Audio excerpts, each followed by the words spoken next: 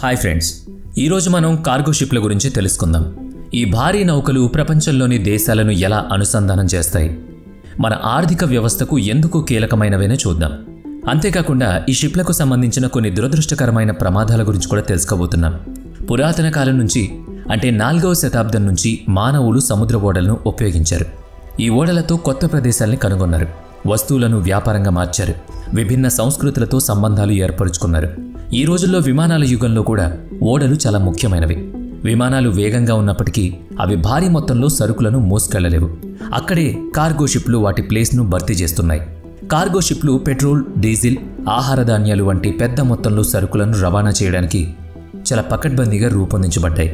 మన రోజువారీ జీవితంలో ఉపయోగించే అనేక వస్తువులను ఈ షిప్ల ద్వారానే ఒక దేశం నుంచి మరొక దేశానికి ఎక్స్పోర్ట్స్ అండ్ ఇంపోర్ట్స్ చేస్తూ ఉంటారు.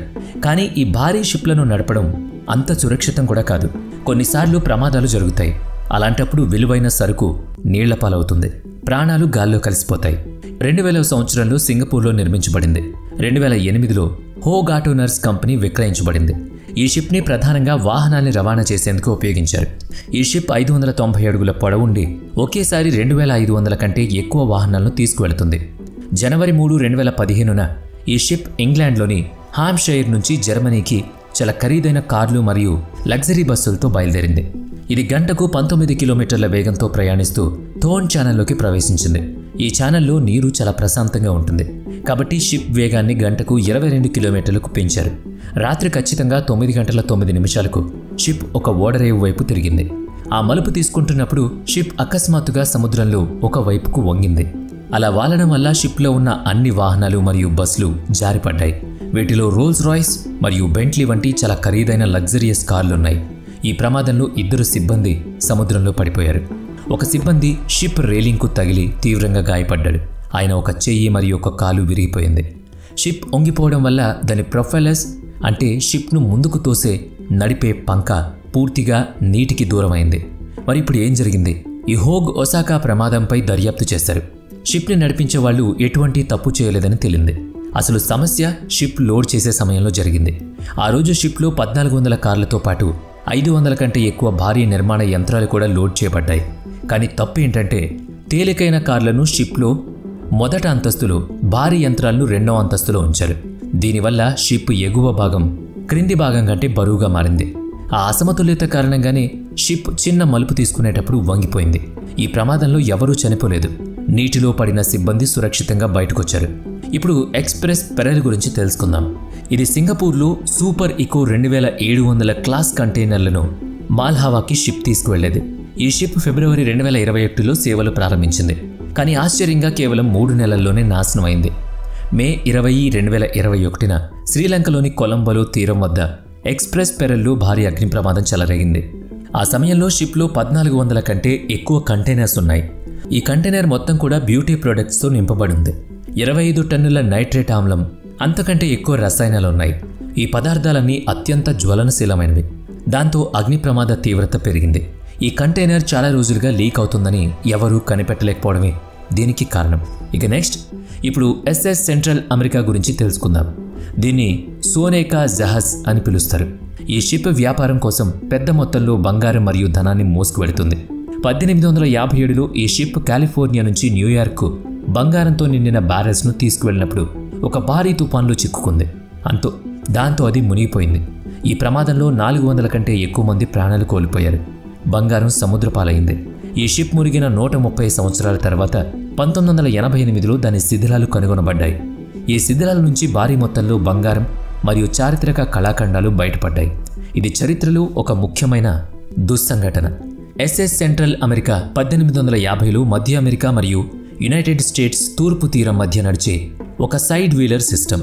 ఈ ఓడ 280 అడుగుల పొడవు ఉండేది. ప్రత్యేకంగా బంగారాన్ని రవాణా చేయడానికి దీన్ని ఉపయోగించారు.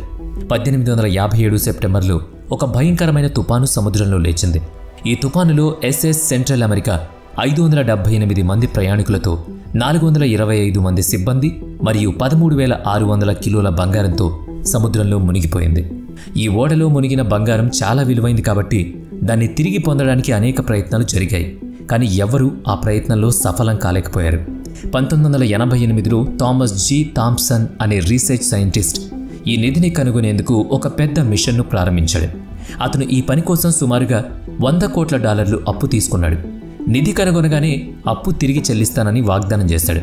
థామస్ అధునాతన అండర్ వాటర్ రోబోట్లు మరియు సబ్మెరీన్స్ను ఉపయోగించాడు. చెప్పుకుంటున్న దాని ప్రకారం అతను దాన్ని $400 కోట్ల విలువైన బంగారాన్ని కనుగొన్నాడు. అంతేకాకుండా దాన్ని దొంగిలించి రహస్యంగా విక్రయించాడు. ఇక అప్పు ఇచ్చిన వాళ్ళు తమ డబ్బు తిరిగి అడిగినప్పుడు అతను ఈ బంగారం కనుగొనలేదని చెప్పేవాడు. ఈ బంగారం నిజంగా పూర్తిగా కనుగొనబడిందా, ఎవరు దాన్ని తీశారు, ఇది ఇప్పటికీ ఒక రహస్యంగానే మిగిలిపోయింది. కానీ ఒకరోజు షిప్ యొక్క స్టీరింగ్ సిస్టమ్ ఊహించని విధంగా పనిచేయడం మానేస్తుంది. దీనివల్ల షిప్ అకస్మాత్తుగా ఒకవైపు ఒరిగి ఈ ప్రమాదం జరిగింది అని చెప్తూ ఉంటారు. ఇప్పుడు మనం MV ఎవర్ గివెన్ సంఘటన గురించి తెలుసుకుందాం. మిస్ర్లోని సూయిజ్ కాలువ ఒక కృత్రిమ సముద్ర జలమార్గం. ఇది ప్రపంచ వ్యాపారంలో కీలక పాత్ర పోషిస్తుంది. ఈ కాలువ ద్వారా సాధారణంగా 7,000 కిలోమీటర్ల దూరం కేవలం 300 కిలోమీటర్లకు తగ్గించబడుతుంది. దీనివల్ల ప్రపంచవ్యాప్తంగా ఓడలు ఈ సూయిజ్ కాలువ గుండా వెళుతూ ఉంటాయి. కానీ 2021 మార్చి 23న ఒక పెద్ద సముద్ర సంఘటన జరిగింది. MV ఎవర్ గివెన్ అనే భారీ కంటైనర్ షిప్ సూయిజ్ కాలువలో అడ్డంగా ఇరుక్కుపోయింది. ఈ షిప్ వల్ల చాలా రాకపోకలు నిలిచిపోయాయి. సూయిజ్ కాలువ అనేది ఒక కృత్రిమ సముద్ర మార్గం. ఇది ఆసియా మరియు ఐరోపా మధ్య ప్రయాణాన్ని చాలా వరకు ఆ దూరాన్ని తగ్గిస్తుంది. ఈ కాలువ ద్వారా షిప్లు 7,000 కిలోమీటర్ల దూరాన్ని కేవలం 300 కిలోమీటర్లతో రీచ్ అవ్వగలుగుతాయి. దీంతో ఈ కాలువ చాలా ముఖ్యమైంది. ఇక అలాంటి కాలువలో MV ఎవర్ గివెన్ అనే ఒక భారీ కంటైనర్ షిప్ చైనా నుంచి నెదర్లాండ్స్లోని రోటర్డామ్ ఓడరేవుకు వెళుతుంది. ఈ షిప్ సూయిజ్ కాలువ ద్వారా ప్రయాణిస్తున్నప్పుడు ఒకరోజు గంటకు 50 కిలోమీటర్ల వేగంతో బలమైన గాలులు వీచాయి. ఈ గాలులు మరియు రేతీ తుఫాన్ కారణంగా షిప్ అనుకోకుండా తిరిగి కాలువలో ఇరుక్కుపోయింది. ఈ షిప్ 400 మీటర్ల పొడవు మరియు 2 లక్షల టన్నుల బరువు ఉంది. అంత పెద్ద షిప్ను అక్కడి నుంచి తీయాలంటే అది అసాధ్యం.